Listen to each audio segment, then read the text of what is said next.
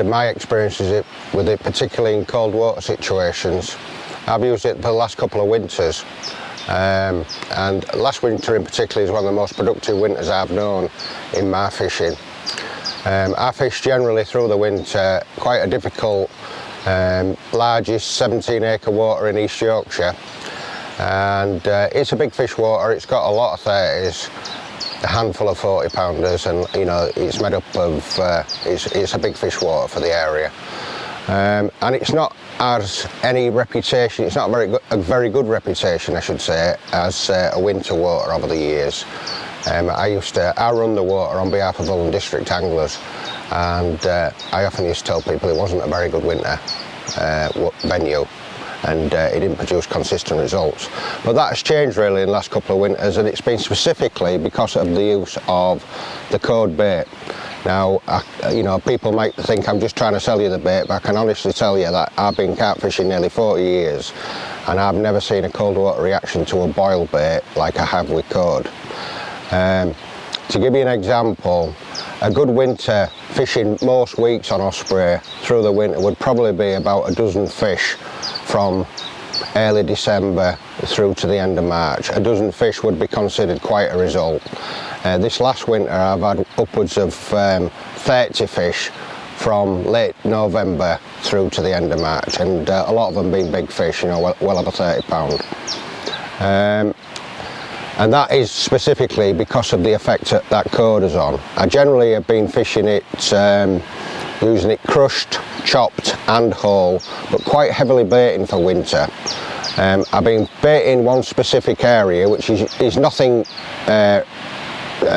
feature-wise, but just generally a central strip which I can reach from about 6 different pegs, because obviously as you catch fish, people do follow you on, and they follow into the pegs that you've been successful in.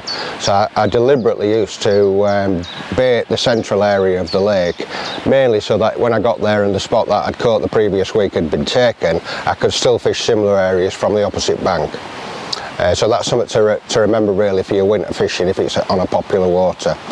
But I was relating a story yesterday regarding one of the sessions, just to give you an idea of the kind of action and the reaction to code that I've experienced. One session I arrived early, I think it was mid-January time, very cold water conditions, water degrees certainly less than 5 degrees, and probably, you know, at times less than 4 degrees. Now I've generally found in winter that pretty much all activity drops and almost stops completely from, you know, once the water temperature gets below 5 degrees. But on this particular session it was definitely below 5 degrees, and I baited up late, you know, mid-afternoon, late afternoon, just before dark, and I'd got 2 rods out into this area I was talking about. And one of the guys who just got his permit came and pulled up in his van, and as he was talking to me I was putting my 3rd rod out, and I was receiving line bites on the other 2 rods that I'd put out, you know, literally up to the top and back down, up to the top, back down. And he said to me, he said, "I think there's something wrong with your buzzers." And I said, "What do you mean?" So he said, "Well, your bobbins are going up and down." I says, "They're carp." Now, that's unheard of really in winter on that place, but I was literally getting that kind of reaction, alarm bites, and I'd put about 1 kilo over each rod of crushed, whole and chopped boilies. Anyway, I got this 3rd rod out, and as he watched me do this, within 10 minutes I was getting line bites on that rod as well. So I was literally getting line bites intermittently on all 3 rods. And I said to him, "These are carp feeding." And at that point he sort of shook his head and drove away. Now them line bites went on, that was like dark time, around 4 o'clock, 4:30. They continued until about 7 o'clock in the evening. No takes, just regular line bites up to the top and dropping back into position, as obviously carp were moving through the swim, you know, and catching the line and moving the bobbin up and down. At sort of 7:30, 7:45 time, all activity ceased. It was a particularly cold night, no takes, no anything, and I sort of was laid there in my van, because I fished the water out of my van, really disappointed that I hadn't received a take. Anyway, I fell asleep. I woke up, you know what the long winter nights are like. I woke up, you know, like around about midnight time, had a brew, and sat there puzzling this idea that there was fish obviously in the swim, and they were obviously active over the bait that I'd put out. And why hadn't I received any takes? And I mean, I thought, have I gone, you know, have I put my baits too far out? And I'm just picking up fish between me and my hook baits, you know, running into the line. Have I put too much bait out that by the time they'd, you know, sated their appetites, they hadn't got round to picking up my hook baits, which all these things go through your mind. Anyway, before I went back to sleep, I sort of, I gave myself a plan, which was to set me alarm for 5 o'clock, which is well before first light, reel all the rods in, put all fresh baits on, and basically rebait again fully, which is like about 1 kilo over each rod again, same area, and see what happened to that. So that's what I did. I was up at 5. Again, it was absolutely biting cold, but I forced myself to get these three baits back out into position. I'd had all that done by about 5:30, 5:45. Nothing happened until about 7:30, then all of a sudden the line bites were back. All 3 rods, which were in quite a smallish area, probably about 30 yards wide between the outside rod, but the similar distance from the bank.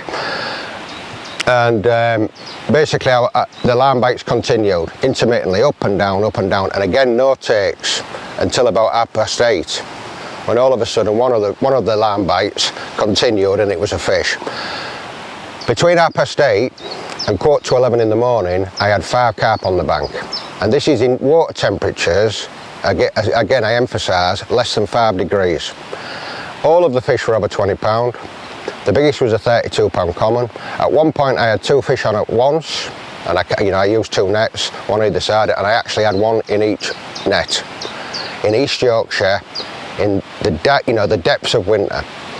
And anyway, after this fabulous sort of burst of action, I got all the baits back out, and I rang the wife up and said I was due home, but I'm going to stop for another night. I'll be honest with you, I thought that there was a really strong possibility that I would get nothing else, that this was like an isolated feeding spell in the week where a lot of fish were feeding and I'd had the best of it. I suspected that was the case. Late afternoon, I did it all again. I rebaited with the same amount of bait, crushed, chopped, whole baits, same area, same rigs, everything. Not one line bite. All the way through the night, I set my alarm again for 5 o'clock. Up at 5 o'clock, did exactly the same, forced myself out into the cold, rebaited, same amount of bait again, not a line bite. Went, packed up, dinner time, not another bite. So it was obviously an isolated time, but that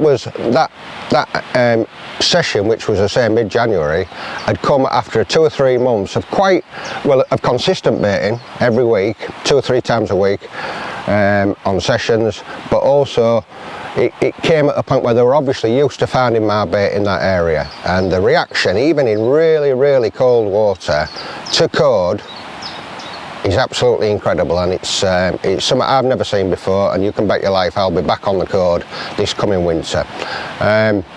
Just to say, I mean, as much as I've been a trigger fan since it came out, and all of my summer fishing, autumn fishing, trips abroad, one-off trips in England, etc. I take trigger palm boat, but these sessions in winter on a difficult winter water for big fish, I've never seen a reaction like cod, and it's incredible, and long may it continue.